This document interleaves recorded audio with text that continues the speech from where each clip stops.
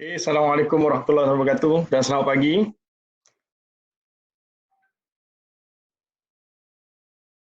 Salam Dr. Shazli. Okey, terima kasih kerana menyertai kita punya program OSH bersama warga KL. Suara saya jelas ke? That's loud and clear. Alhamdulillah. Terima kasih banyak. Jadi program hari ini merupakan program yang hari terakhir yang kita buat bersama warga UTM KL. Yang mana hari ini kita akan bincangkan berkenaan dengan langkah pemulihan selepas PKP. Jadi program ni kita ada buat secara Webex dan juga kita ada juga melalui FB Live yang akan dikelolakan oleh staf UTM KL. Kita ada dalam masa setengah jam, kemudian kita ada buat Q&A lah. Jadi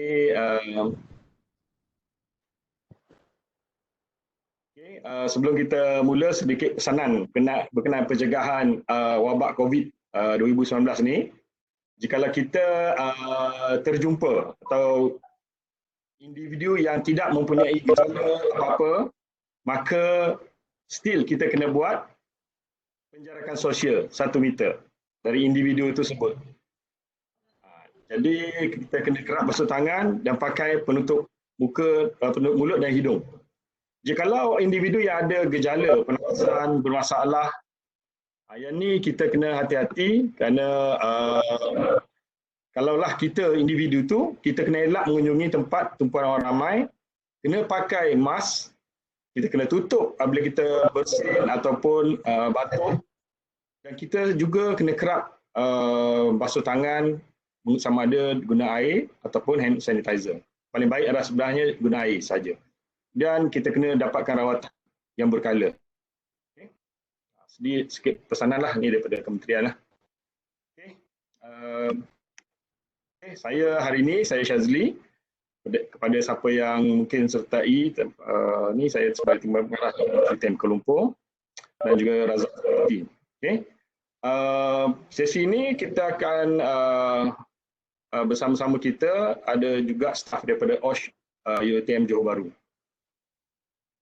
Okay, sebelum kita pergi langkah kawalan selepas PKP, dia ada beberapa faktor sebelum kita habis tamatkan PKP ni.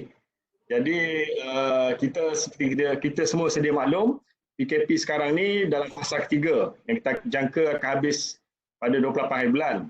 Jadi tapi dijangkakan kemungkinan masih belum ditamatkan. Tapi kita tak tahu. Ini kita tengok keadaannya. Kerana ada beberapa faktor. Kalau kita lihat, Kementerian Kesihatan Malaysia telah menggariskan beberapa kriteria.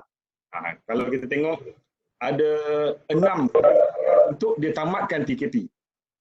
Yang ni kalau kita dengar daripada press conference yang dibuat oleh yang berbahagia pengarah Datuk Pengarah KKM, Dr. Isham sendiri,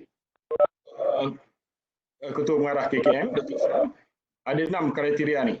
Pertama, kawalan keselamatan, kawalan pergerakan, kemampuan sistem kesihatan, melindungi golongan berisiko tinggi, mengamalkan norma baru, dan pencegahan dalam komuniti. Kalau kita tengok detail dia, kalau kawalan keselamatan ni adalah kemampuan kita mengawal sempadan bagi mengurangkan jangkitan daripada luar. Kalau tengok impak ni macam China, di Wuhan, mereka dapat kawal sampai ada zero, tak ada orang yang sakit positif. Tapi sekarang ni peningkatan balik kerana jangkitan daripada luar, yang bawa balik. Jadi benda ni kita kena kawal. Sebetulnya pelajar kita, keluarga kita, rakan-rakan kita yang bawa balik daripada luar negeri, mereka kena karantin. Ini langkah kawalan ni kena salah satunya kena very efficient. Maksudnya kita dapat kawal sempadan kita. Kedua, kawalan pergerakan. Yang ni kita kena kawal untuk mengelakkan jangkitan daripada individu ke individu. Sebab itulah stay at home ni, duduk di rumah masih dikuatkuasakan. Larangan perhimpunan juga dikuatkuasakan lagi. Jadi ini adalah untuk mengelakkan jangkitan daripada satu individu ke individu lain.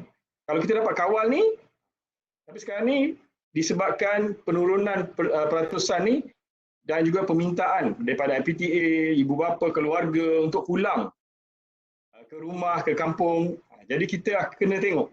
Jadi sebab tu kawal pergerakan ni perlu dikawal. Macam mana? Melalui proses-proses yang SOP yang kita akan bincangkan lepas ni. Kemudian kemampuan sistem kesihatan. Jadi kita kena tengok bahawa penamatan PKP ni ia akan tamat jika sistem kesihatan dari segi makmal, makmal yang ada ni berupaya mengesah kes positif. Kerana sekarang kes-kes positif kita berdasarkan tumpuan, bukannya keseluruhan. Okay? Kemudian matlamat yang seterusnya, kriteria dia kita dapat lindungi golongan berisiko.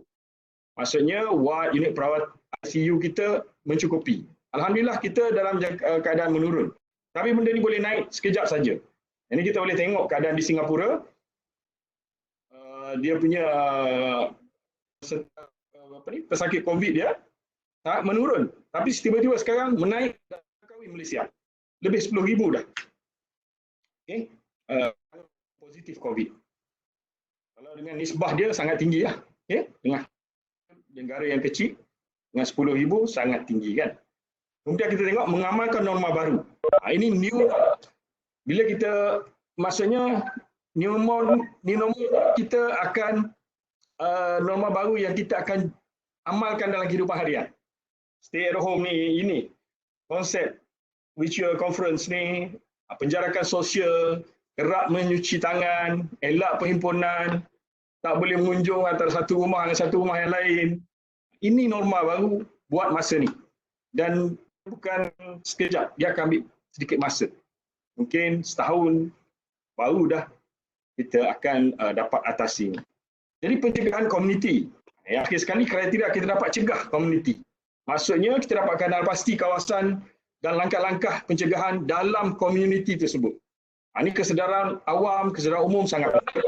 Jadi kalau 6 kriteria ini kita boleh dapat, KKM akan advise Perdana Menteri untuk menamatkan PKP. Jadi dari situ kita boleh tahulah sama ada PKP kita ni akan ditamatkan atau tidak. Kerana kita kena lihat dalam komuniti ni, kita nak tengok bukan setakat PUI atau PUS, person under investigation, orang yang kena COVID ataupun person ada kontak yang dengan COVID. Masalah-masalah sekarang seperti ILI, ILI dan SARI juga semakin meningkat. Ini masyarakat kena tahu. Kan? Jadi benda ni yang kita kena tengok juga. Faktor-faktor ni. Sebab tu information ni kita kena faham dan kita cuba memaklumkan pada keluarga kita dan rakan-rakan kita. Okay. Apabila kita lihat langkah-langkah ini, langkah-langkah pencegahan ni, kalau kita tengok International Labour Organization, ILO, tahun ni tema dia adalah World Day for Safety and Health at Work 2020 adalah Stop the Pandemic. Safety and Health at Work can save life. Kalau kita lihat tu, kita tengok tema dia, maka benda ini sangat penting menjadi fokus dalam industri kita lah, okay, sebagai pekerja. Kalau kita tengok ILO mahu kita raise awareness, kesedaran kepada kaedah-kaedah praktis yang selamat di tempat kerja kita. Jadi oleh itu kita sebagai ada setengah tu sebagai majikan, setengah tu sebagai pekerja, kita kena buat perancangan. Sama ada medium to long term planning. Sama ada perancangan jangka pendek, jangka sederhana, jangka panjang. Sebab perkara ini sangat penting. Dia kesan ini kesan yang berpanjangan, yang panjang, bukan berpanjang, sorry, yang panjang. Okay? Jadi kita kena buat recovery plan, preparedness untuk kita masuk ke pejabat. Jadi dalam konteks OSH, kita buat langkah-langkah ini melalui OSH Management System. Sistem urusan OSH. Yang mana kita mula selalu OSH ni, dia mula dengan polisi. Polisi yang jelas, dan kita buat dasarkan polisi itu. New normal. Ini kita selalu dengar sekarang ni. Ini challenging. Virus COVID ni benda yang masih dalam kajian dan dia berubah bentuk dan cepat. Penyebaran dia pun cepat. Betulkah daripada sumber, daripada asalnya daripada kelawar? Itu pun masih menjadi persoalan perdebatan. Kan? Jadi benda ni maklumat, kajian masih dijalankan kerana benda ni masih kompleks. Okay? Virus ini sangat kompleks. Jadi dalam konteks OSH Management System, kita akan guna ni sebagai satu kaedah. Yang mana pertama sekali, kita guna konsep yang mudah. Okay? Yang mudah orang faham, plan, do, check, act, cycle. Yang ni yang selalu dalam, kalau pakar-pakar atau rakan-rakan kita yang dalam bidang safety, mereka akan mahir dalam ni. Macam mana? How you plan. Plan for managing risk. Macam kita nak rancang untuk mengawal risiko ni. Terutama dalam kes ni, risiko infection terhadap COVID-19. Jadi, perancangan ini kita kena mulakan melalui apa? Pengenal pasti. Apa risiko ni? Kalau di UTM, kita guna borang HIRAC. Hazard Identification, Risk Assessment, and Risk Control. Untuk cover cycle ni. Kita plan, how you plan for managing risk, what you do to control the exposure, check for development and cases of COVID, and act to address exposure to the coronavirus and other workplace hazard. Jadi ni dia cycle dia berputar ni macam ni. Satu HIRAC pun sama juga. Kita akan semak buat penambahbaikan. Jadi borang HIRAC, kalau kita tengok semalam, kalau siapa yang mengikuti program OSH semalam, kita dah lihat bagaimana kena kenal pasti risiko. Macam mana kita buat borang HIRAC itu yang disampaikan oleh Prof. Madya Dr. Wijayanuddin. Jadi ramai yang hadir semalam. Jadi saya rasa ramai yang faham. Kalau tak ada, tak apa. Kita akan buat satu lagi session yang bengkel untuk buat HIRAC itu sendiri. Jadi kalau di UTM KL, kita dah buat dan kita dah agihkan borang-borang HIRAC ni kepada PTJ-PTJ yang terbabit untuk membuat konsep semakan terhadap proses kerja mereka. Okey.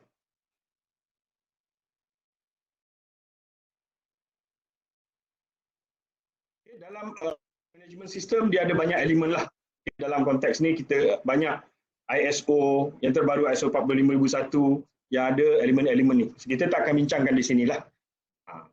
Jadi yang saya akan bincangkan hari ini adalah berkenaan dengan pasca PKP. Pasca PKP ataupun post MCO, strategi untuk UTM-KL dalam konteks, dalam perspektif OSH. Jadi kalau kita lihat hari ini, yang paling utama sekarang ni, situasi dia, kita semua nak balik kerja. Nak bekerja. Apabila PKP ditamatkan. Jadi, UTM-KL nak beroperasi macam biasa. Semua orang akan datang kerja macam dengan anggapan macam biasa. Jadi sebelum kita boleh semua orang datang, kita kena ingat keadaan dah berlaku macam ni, majikan, PTJ kena pastikan sistem keselamatan di tempat kerja kita itu bersedia untuk terima pekerja-pekerja ataupun stakeholders datang ke tempat kita. Bila stakeholders ni, pemegang taruh ini, sama ada dia staff kita, pelajar kita, pelawat kita, macam mana kita nak terima mereka dengan pastikan selamat untuk dia dan untuk kita. Sebab tu di situasi dia, kita nak beroperasi macam sepatutnya, secepat mungkin. Jadi sebelum tu, kita buat sedikit kajian. Okay? Cuba semua sama-sama kita pergi ke menti.com, masukkan kod ni. Dan kita cuba buat satu latihan. Bukan latihan, satu soal jawab. Okay?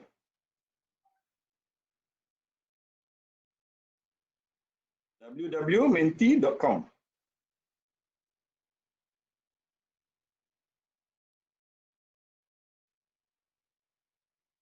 Bila pergi ke sana, masukkan kod 682397. Submit. Okey.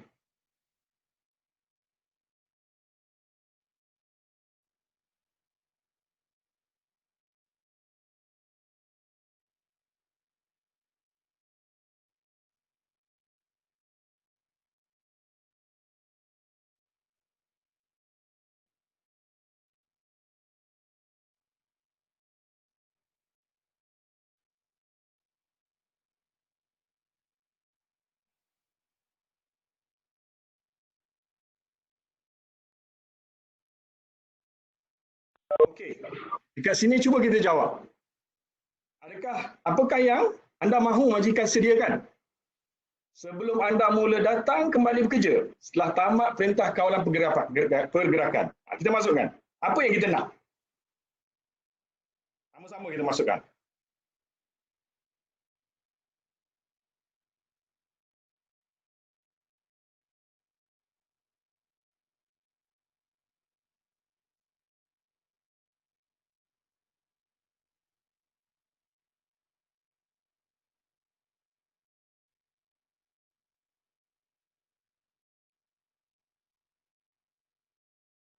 Okey. Boleh masukkan lagi? Kita bagi sedikit masa lagi untuk masukkan.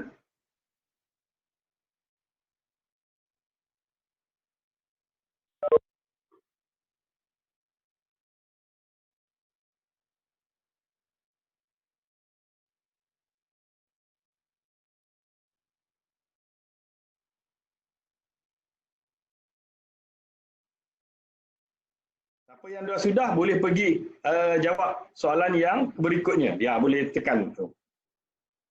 Nanti kita bagi peluang dulu kawan-kawan kita jawab ni. Okay, kita bagi kawan-kawan kita jawab dulu.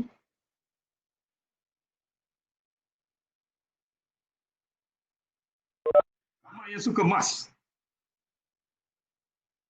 Jadi benda ni yang kita, ramai yang minta hand sanitizer disediakan.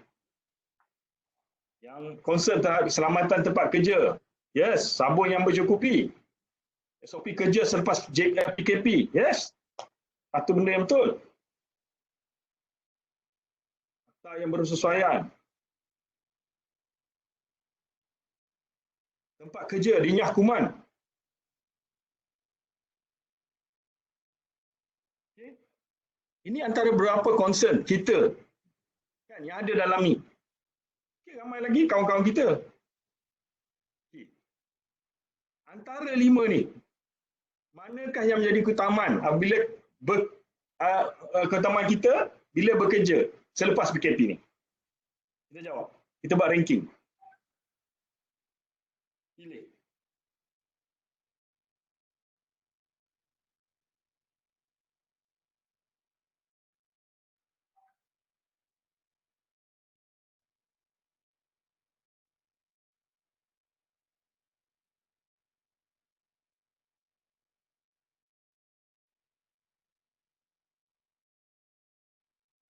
Boleh.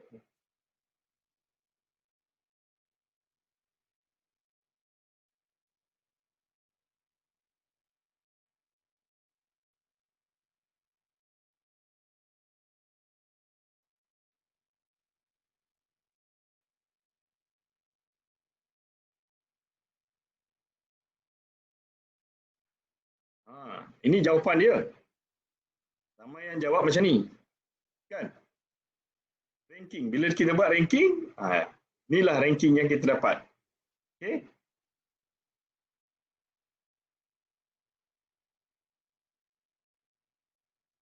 Dia ada berubah. Nampak kan? Bila kita masuk je data tu, ada yang berubah. Dia akan berubah.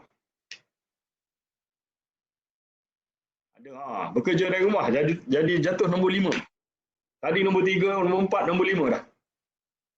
Yang paling utama sekali saya nampak dekat sini, ramai yang mahu prosedur operatif selamat yang jelas. Kemudian dibekalkan PPE bersesuaian oleh majikan.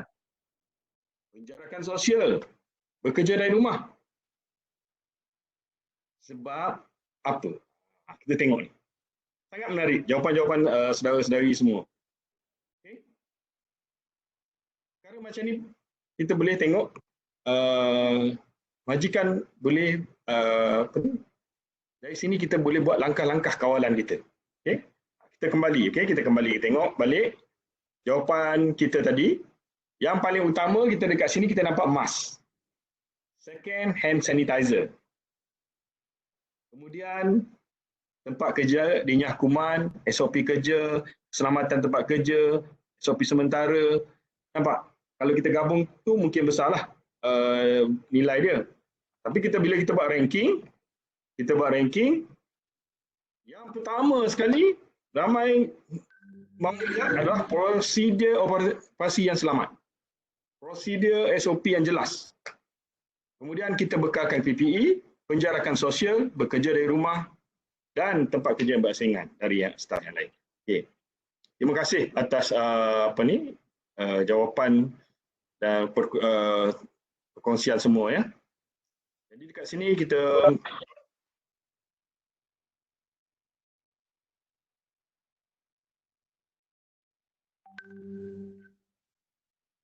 hasil yang kita dapat tadi, kita boleh buat strategi. Apakah strategi kita? Selalunya kalau kita dengar KKM dah sebut, kita akan bermula gradually, sikit-sikit. Berdasarkan fasa. Dia tidak akan kembali 100% normal. Sebab tu dia cakap new normal.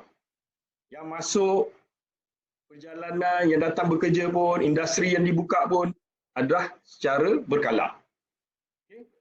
Bagaimanapun, bila dia buat langkah-langkah ini, atau bila kita buat langkah-langkah ini, kita kena pastikan kita mengikuti segala peraturan yang telah dikeluarkan, terutamanya berkenaan dengan kawalan jangkitan ni. Bukan peraturan-peraturan lain je. Tetapi sekarang ni peraturan terkini yang kita kena patuhi adalah kawalan jangkitan ini. Selain daripada peraturan-peraturan setempat yang dah ada, tambahan dia. Okay? Kemudian kalau kita tengok untuk konteks Kuala Lumpur, UTM Kuala Lumpur sendiri. Okay? Kita kena consider macam mana kita nak kurangkan risiko penyebaran COVID agar UTM KL ataupun UTM sendiri tak menjadi satu kluster. Dan juga kita nak elakkan daripada tempat kita ni jadi tempat jangkitan. Atau kita terjangkit. Kerana bila kita terjangkit di tempat kita kerja, kita akan bawa balik ke rumah, dia akan tersebar. Orang di rumah kita, suami, isteri kita yang pergi kerja tempat lain, akan bawa pula. Jadi kita mungkin akan boleh menjadi satu kluster baru yang menyebarkan virus ni. Jadi sebab tu, di peringkat PTJ, di peringkat fakulti, di peringkat sekolah, school, okay, kita kena buat satu langkah-langkah untuk mencegah. Sebab tu langkah-langkah untuk mencegah tadi, dia balik kepada penilaian risiko tadi. Kerja kita tadi macam mana?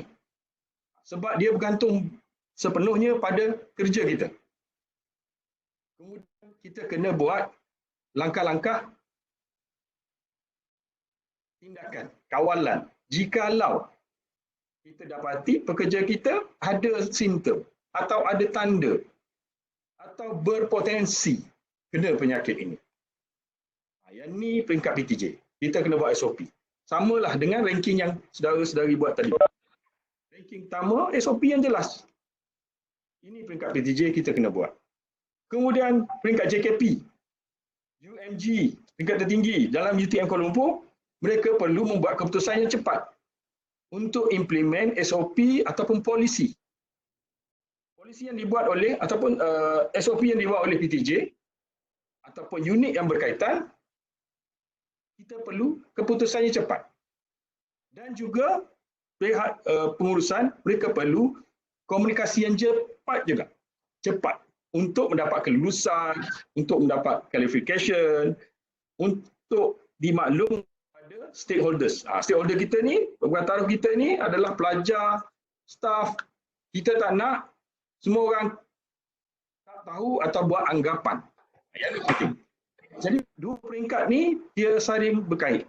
Sebab tu kita semua ni mempunyai peranan masing-masing. Okay.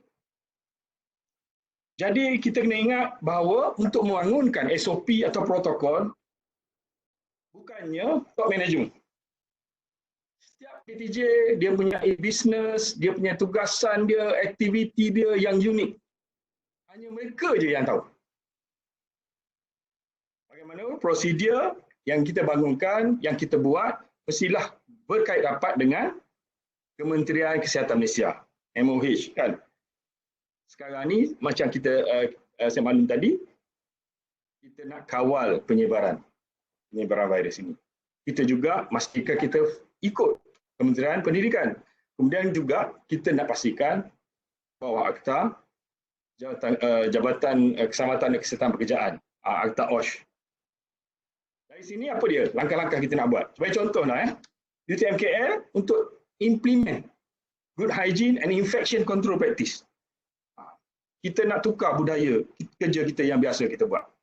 Kita tengok macam mana start operation kita. Mula bekerja kita macam mana? Apa yang kita perlu buat?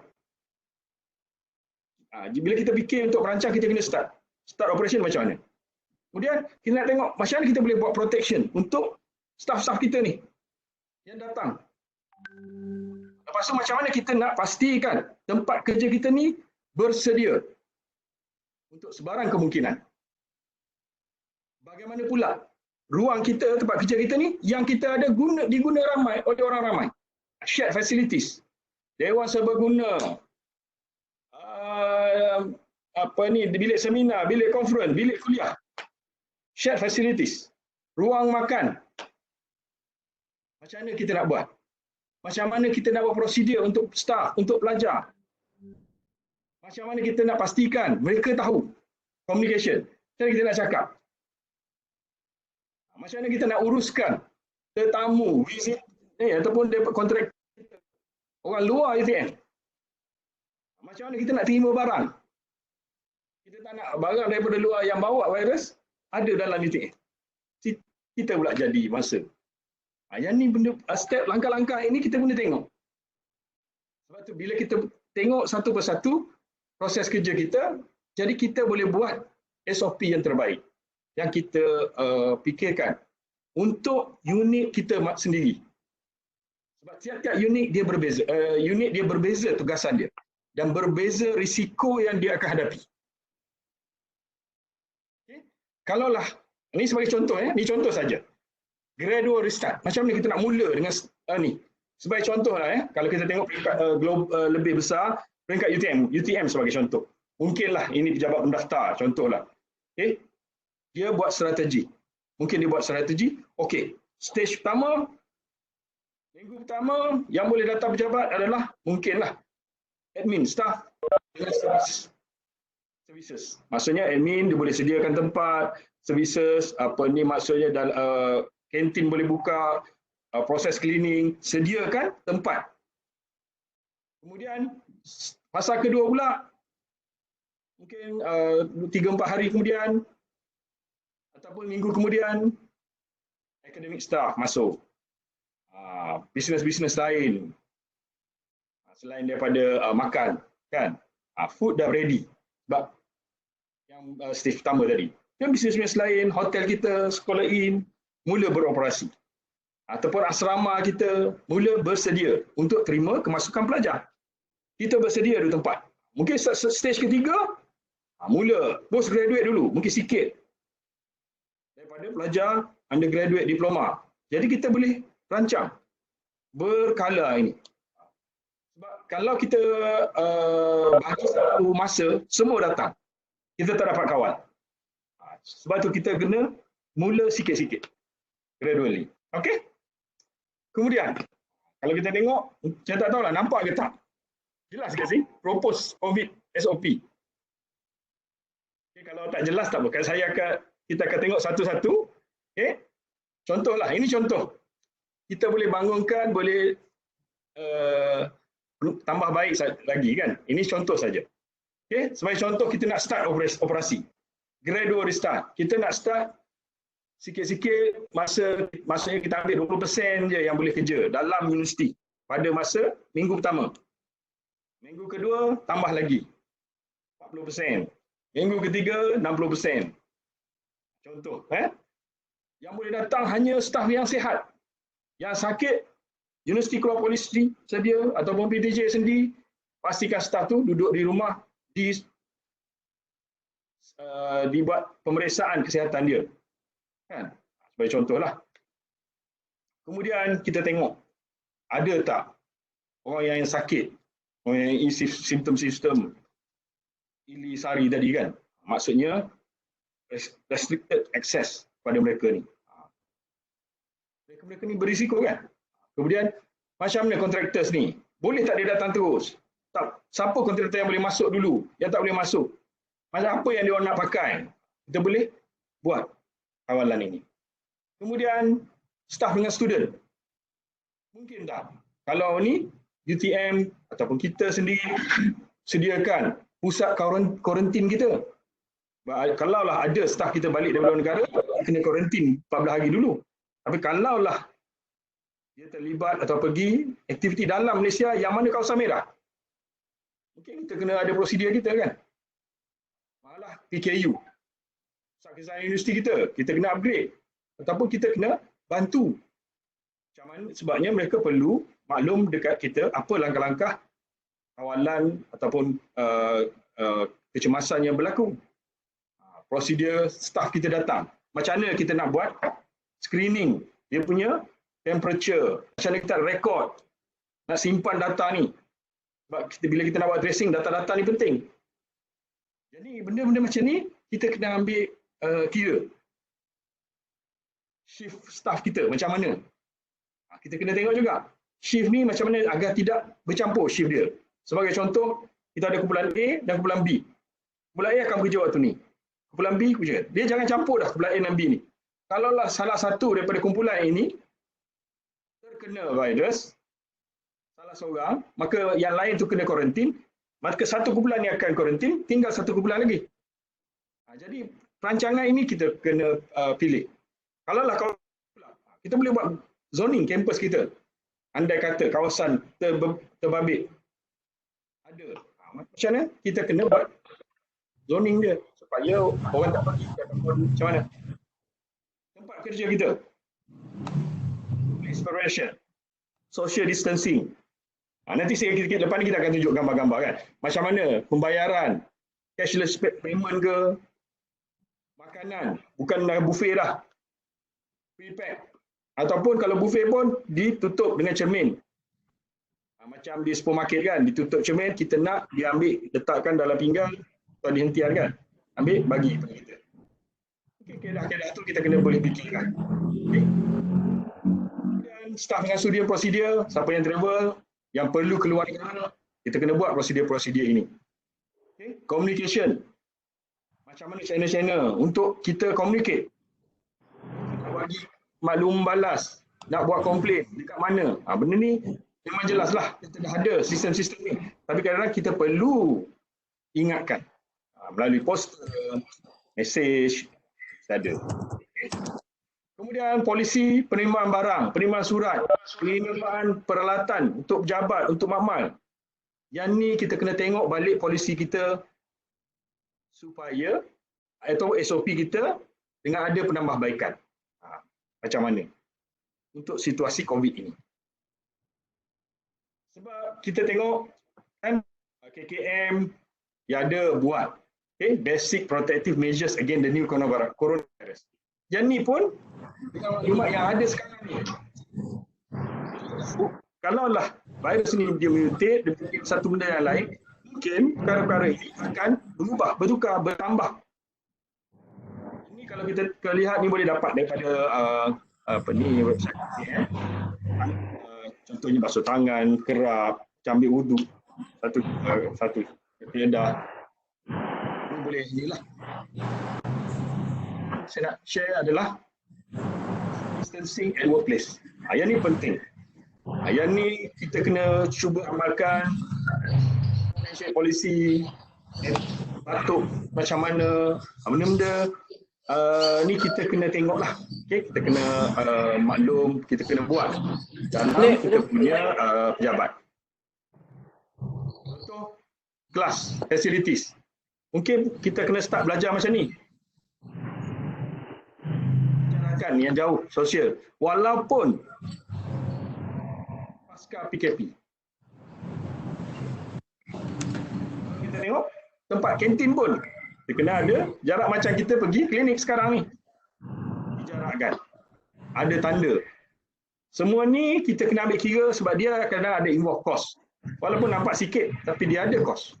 Kita kena kira perkara ni. Okay? Kemudian kalau di kantin kita nak ambil makanan, waktu puncak macam mana? Jadi kita kena rancang benda-benda social distancing macam ni. Kemudian dalam lift, ada kan? Normal biasa lah. Hinding, batuk sendiri-sendiri. Jangan kentut je. Habis. Tengah tu lah, kesian. Okey. Jadi ini satu sharing lah. Okey, saya rasa setakat tu sajalah. Kita tak nak panjang, dah lebih masa dah pun. Saya buka untuk Q&A lah. Ada apa-apa pertanyaan, boleh tanyalah dalam sini ataupun chatting.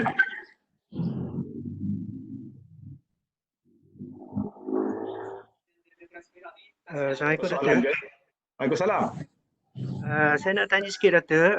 Saya Anwar daripada Jabatan Perkhidmatan Digital. Sekarang ada at home lah. Doktor nak tanya, macam mana, ada tak kalau macam, yelah, staff-staff ni ada peringkat umur lah kan, sebelum pension dia katalah 60 kan. Okay, orang ni katalah ada masalah kesihatan. Contoh dia banyak lah, ada yang darah tinggi, kencing manis, yang orang kata berisiko kan. Apa nama, UTM ada ambil kira tak untuk COVID-19 ni? Itu je ni, Doktor. Terima kasih. Ambil kira macam mana? Maksud dia ialah macam berisiko kan, macam staff ni mungkin ada berlainan penyakit kan. Kereta pada kedai. Berat mejor kereta. Betul. Terima kasih soalan tu kan. Soalan yang bagus sebenarnya. Kalau kita tengok, kalau kita lihat sebenarnya, kalau kita ni orang yang umur 60 ke atas, dia ataupun orang yang muda juga 80 tapi mempunyai simptom ataupun mempunyai sejarah penyakit. Ada diabetik ke, ada kencing manis, darah tinggi, jantung. Kalau kita lihat mereka ni adalah sangat berisiko. Jadi perkara ini, okey, pentingnya dia mendapat kena maklum pada PTJ terbabit. Kena maklum. Sebabnya satu lagi dia boleh dapat satu surat sokongan daripada PKU ataupun klinik. Macam sekarang untuk kes UTM, PKU lah. PKU kena dapat surat daripada Pusat Kesihatan Universiti mengatakan dia ada sakit ni, maksudnya dia perlu apa dia? Macam rakan-rakan dalam PTJ kena tahu dia ni berisiko. Macam berisiko ni kita kena elakkan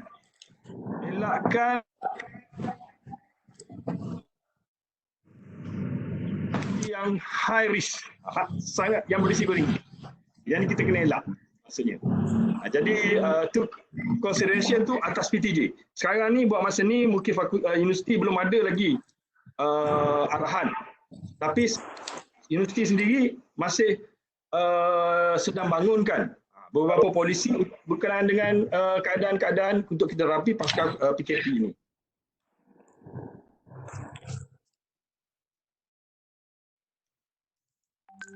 Tapi sebagai staf ataupun kita ada keluarga kita yang ada bermasalah ini, kena sentiasa monitor kesihatan dia.